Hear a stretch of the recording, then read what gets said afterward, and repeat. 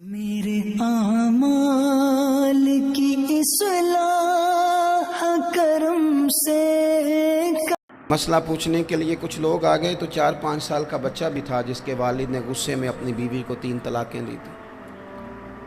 تو چھوٹا سا بچہ، کپڑے بھی پھٹے پرانے، اور حالت بتا رہی تھی کہ غریبی ہے.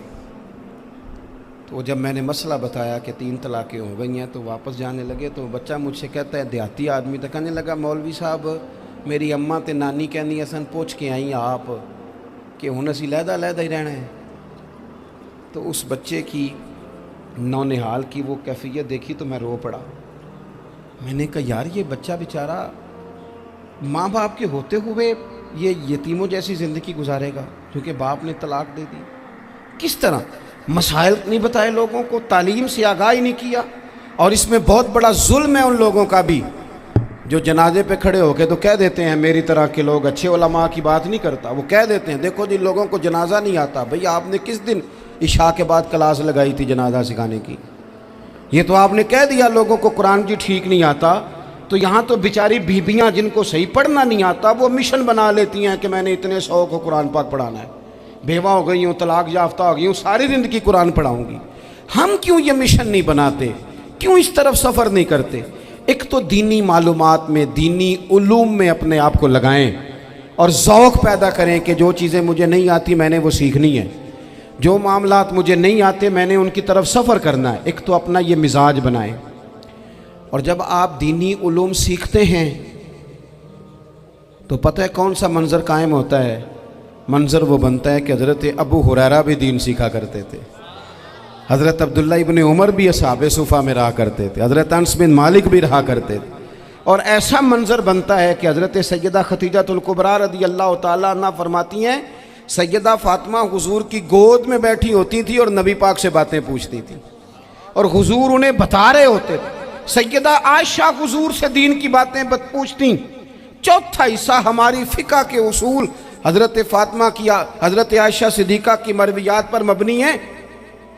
اگر ہماری بچیاں چھوڑ دیں ڈائجسٹ پڑھنا، چھوڑ دیں ادھر ادھر کی مووی دیکھنا اور وہ کتاب و سنت پر آ جائیں تو بہت سارے مسائل ایسے ہیں جو الجھنے سے پہلے ہی سلجھے ہوئے ہوں.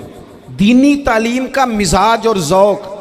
اور دوسری آیہ کریمہ میں نے تلاوت کی، اللہ کریم نے قرآن مجید میں فرمایا یا ایھا الذین آمنوا قوا انفسکم واہلیکم نارا، اے ایمان والو خود بھی دوزخ کی آگ سے بچو اور اپنے گھر والوں کو بھی بچاؤ.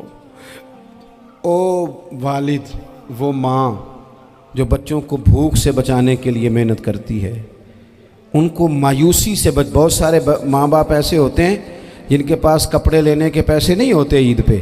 کیوں؟ اذان شروع ہوگی جی، اذان سنیں جی. عزیز بھائی، جس طرح ہم اپنے بچوں کو دیکھیں، بہت سارے ماں باپ کے پاس گنجائش نہیں ہوتی، لیکن اس نیت سے کہ بچوں کے دل ٹوٹ جائیں گے، عید پہ کیسے گزارا کریں گے، مشکل سے بھی کپڑے خرید کے دیتے. اس طرح ہم اپنے بچوں کو بھوک سے، پیاس سے، مایوسی سے بچاتے ہیں. اس طرح ہمارے رب نے ہمارے ذمے لگایا ہے کہ تم اپنے بچوں کو کوشش کرو دوزخ کی آگ سے بچانے کی.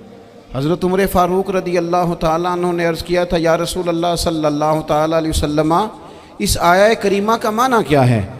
تو محبوب کریم علیہ السلام نے فرمایا، عمر، جن چیزوں کا اللہ تمہیں حکم دیتا ہے تم اپنے گھر والوں کو ان چیزوں کا حکم دو.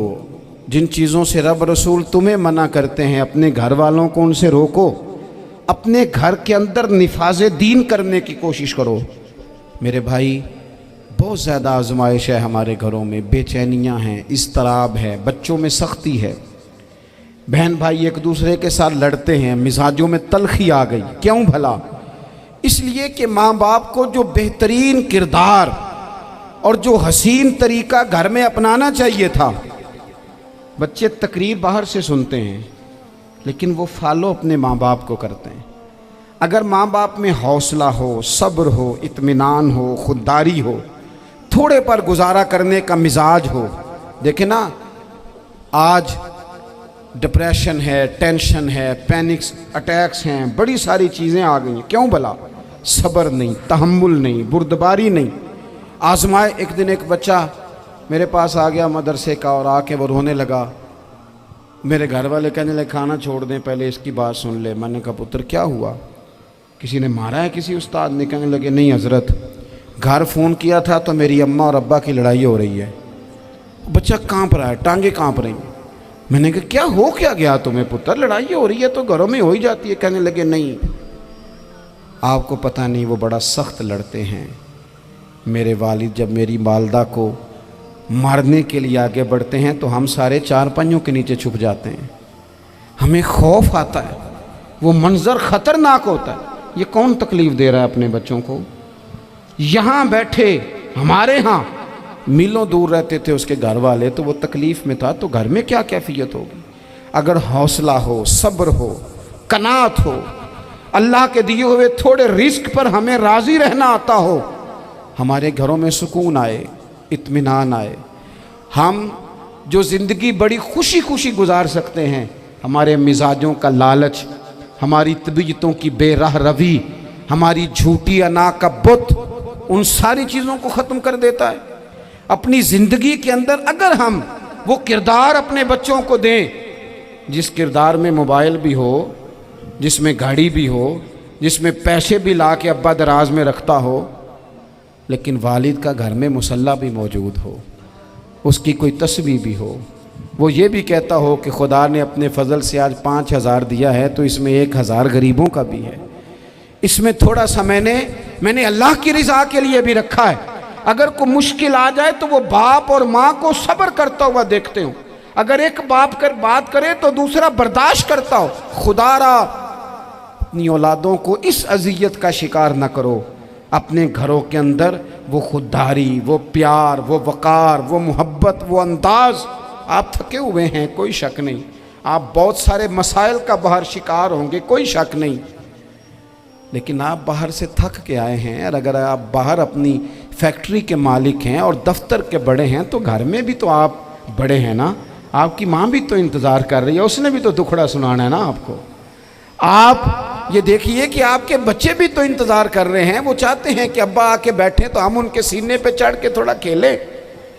آپ کی اہلیہ منتظر ہیں. کچھ باتیں بیوی کسی اور سے نہیں کہہ سکتی, صرف اپنے شوہر سے کہتی ہے, لیکن وہ تو آتے ہی جلال میں آ گئے صاحب. وہ کہنے لگے تو بڑی نالائق ہے, میں تھکا ماندہ آیا ہوں اور تو نے مجھے کہانی سنا دی ہے. وہ اس خاتون سے شدت کے ساتھ پیش آنے لگے.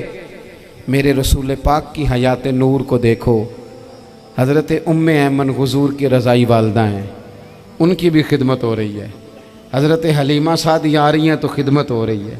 حضرت عباس حضور کے چچا ہیں تو کریم فرماتے ہیں میرے چچا ہیں باپ کی جگہ پہ. حضور دوست احباب صحابہ غلاموں سب کے ساتھ پیار کر رہے ہیں.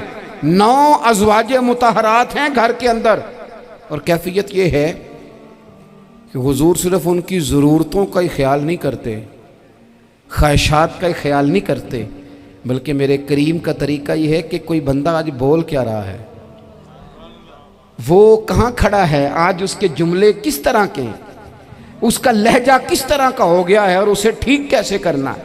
محبوب اس کا خیال فرماتے, توجہ کرتے.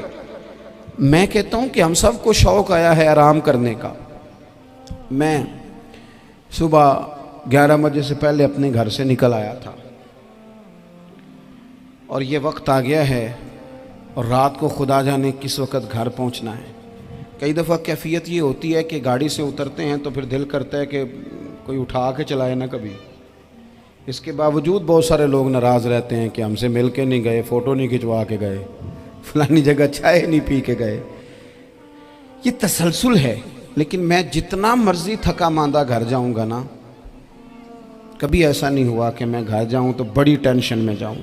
میری گھر والی ایک دن مجھ سے کہنے لگی آپ نے کبھی نہیں کہا کہ میں تھکا ہوا آیا. بندہ تھک بھی تو جاتا ہی ہے نا, کبھی کہاں کرے نا. میں نے اسے کہا پتہ کیوں نہیں کہتا, اس لیے نہیں کہتا کہ میں نہیں چاہتا کہ میرے بچے یہ کہیں کہ ہم نے دین نہیں پڑھنا, ہمارا باپ تو بڑی مشکل میں ہے. ہم اپنے کام کے بارے میں اپنے گھر میں شکوے کرتے ہیں. آپ کسی بچے سے پوچھ لیں کون سا کام کرنا ہے, کہ جڑا ابا جی کر دے رہے ہیں وہ نہیں کرنا. کیوں کہ ابا جی ہر روز تو کہتے ہیں میں بڑا الجھ گیا ہوں, یہ کام بڑا مشکل ہے. میں چاہتا ہوں کہ میں اپنے بچوں کو یہ بتاؤں کہ پتر میں تو جدھر جاتا ہوں پھول ہی پھول ہیں. میں تو جدھر سے گزرتا ہوں محبت ہی محبت ہے، میں تو جدھر سے دیکھتا ہوں دعائیں ہی ملتی ہیں، تاکہ ان کا شوق پیدا ہو۔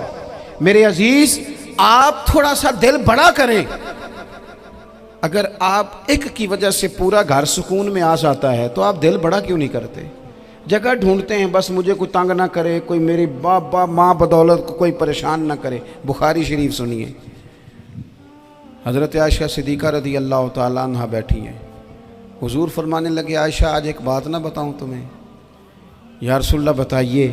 حضور فرمانے لگے جب تم مجھ سے ناراض ہوتی ہو تب بھی مجھے پتہ چل جاتا ہے، اور جب راضی ہوتی ہو پھر بھی پتہ چل جاتا ہے۔ تو حضرت سید عائشہ صدیقہ بات سن کے بڑی خوش ہوئیں، یا رسول اللہ وہ کیسے؟ حضور فرمانے لگے کبھی کبھی تم قسم اٹھاتی ہو۔ یا رسول اللہ ہاں۔ فرمایا جب ہوتی ہو نا راضی، خوش، تو پھر کہتی ہو مجھے رب محمد کی قسم صلی اللہ علیہ وسلم، پھر تم میرے نام کے ساتھ رب کریم کا نام ملا کے قسم اٹھاتی ہو، رب محمد کی قسم۔ یا رسول اللہ بالکل ایسے ہی ہے۔ اور فرمایا جب تمہارے دل میں کوئی بات ہوتی ہے نا تو پھر تم کہتی ہو مجھے رب ابراہیم علیہ السلام کی قسم، پھر تم رب محمد نہیں کہتی۔ یہ بخاری مسلم میں موجود ہے۔ حضرت عائشہ صدیقہ نے تو بات سنی تو کھل گئی طبیعت، کہنے لگی کریم صدقے جاؤں، یہاں تک خیال فرماتے ہو؟ کس کے جملے کہاں پہنچ گئے، یہاں تک خیال ہے؟ فرمایا مجھے پتہ چل جاتا ہے کہ تمہاری کیفیت کیا ہے، کہاں کھڑی ہو۔ اور بھئی ہم تو اپنی ماں کا بھی خیال نہیں رکھتے۔